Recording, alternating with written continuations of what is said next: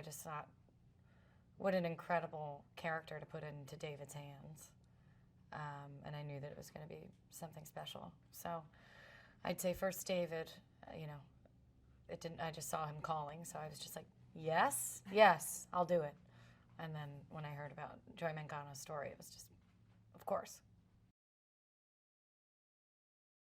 This particular woman has her own dreams and has her own aspirations that she's put on hold for her entire life. And I think that that's a huge reason of why the story spanned for so long, for these 4 generations. How long can you keep putting other people in front, you know, before yourself, before you finally decide there's something inside me that has to live, that has to breathe. Joy is a story told over 4 generations. It's about a woman and her family. It's about Joy's role as the mother and her battle and her struggles to bring her dreams, you know, to light and become this matriarch of this family and a multi-billion-dollar company, and also what happens after success. What does joy and happiness mean after you've achieved your goal? Joy had been buried for 17 years. She was discovering in her dreams, and she kept burying this certain part of herself, and that was something she was doing to herself. It was something that her family was doing to her, and when she finally follows these dreams and has enough faith in herself to move forward, it's unstoppable when that happens. It's addicting when you get strength in yourself and you start to have confidence. And so she knew that she could sell them up. She knew she's a mother. She's a mother of 2. She's cleaning a house every single day. She knows about cleaning products. She knows what these women who she's selling to, she knows what they want. And so she finally just had to gather the confidence to say, I'm the one that people want to be seeing. And she was right. Joy has, you know, a very kind of complicated family dynamic because she loves her family to the ends of the earth, as most of us do, and they love her dearly, but they don't support her. But to them, it's out of love. It's to try to protect her. So she's always taking care of her mother, Terry, who, one of my favorite characteristics I've ever seen in a character, and I tell David all the time, it's fascinating. She gathers her strength and learns her lesson and who she wants to be through a character on television, on soap operas.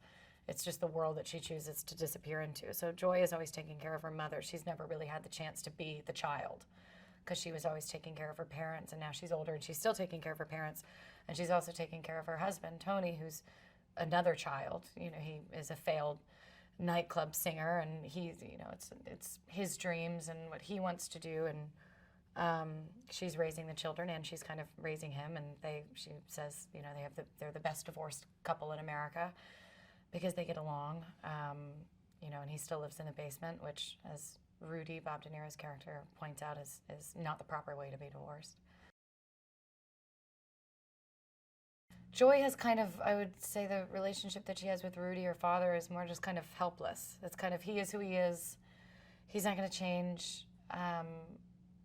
You know, she does the best with what she can with Rudy.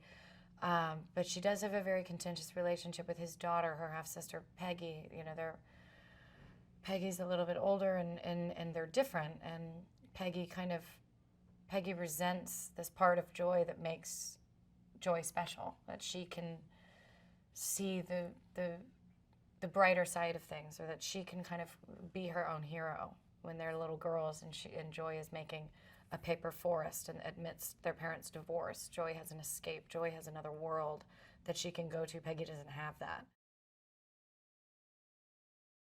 She wanted so badly to impress her family, and then it's kind of sad how how much worse it gets when you do impress them, because then they need something from you, then they want something from you, then they're, you know, and Joy's family in particular, they're always taking something from her. They're taking her willpower, they're taking her hope, saying you can't do this, and you're just not good enough for this, you're just not smart enough for this, you're just not business minded and taking and taking. And then when she thwarts through that and finds success, then they continue to take from her. And it's sad, and it's unfortunately very true for a lot of people who've found success, that end up needing to give more to the people who never gave them a thing, or, you know, I'm here in spite of you, and yet I feel like I owe you, is a very true theme with success. I think it's incredibly inspiring. She didn't, it's the American dream. She didn't have a leg up. She had her legs cut off. She started from Eastern Airlines. I mean, the real Joy Mangano worked at the customer service at Eastern Airlines, and now she runs a billion-dollar industry. You know, it's if you have a dream, if you have an idea, if you're smart enough, if you work hard enough, you can make it happen. I think it's incredibly inspiring. Bradley plays Neil Walker, who is at QVC, and he's the first person that Joy, you know, Joy has no idea kind of where she is. She doesn't know what QVC is, and she tries to sell him the mop. He's the first person who really starts to kind of believe in her hesitantly. Bob is so paternal and lovely to me. He's just always been so nice to me, and so it felt really natural that he would play my father, because in so many ways he was this paternal figure that I had raising me through this certain element of my life, of movies and fame, and you know, and I can ask him anything. He's so happy to listen and talk and help guide me, and he always has. So him being my theatrical father actually felt really touching and personal, and obviously acting with him is just a different experience. David is committed to telling the truth behind a story. He's committed to finding the truth in a character, and the truth with great success is the growing pains. How did you get there? Where were you before? What happened, and what did it take to get you to even just come up with this idea, let alone build a billion-dollar industry? He's the one that thinks, but where did just the idea come from?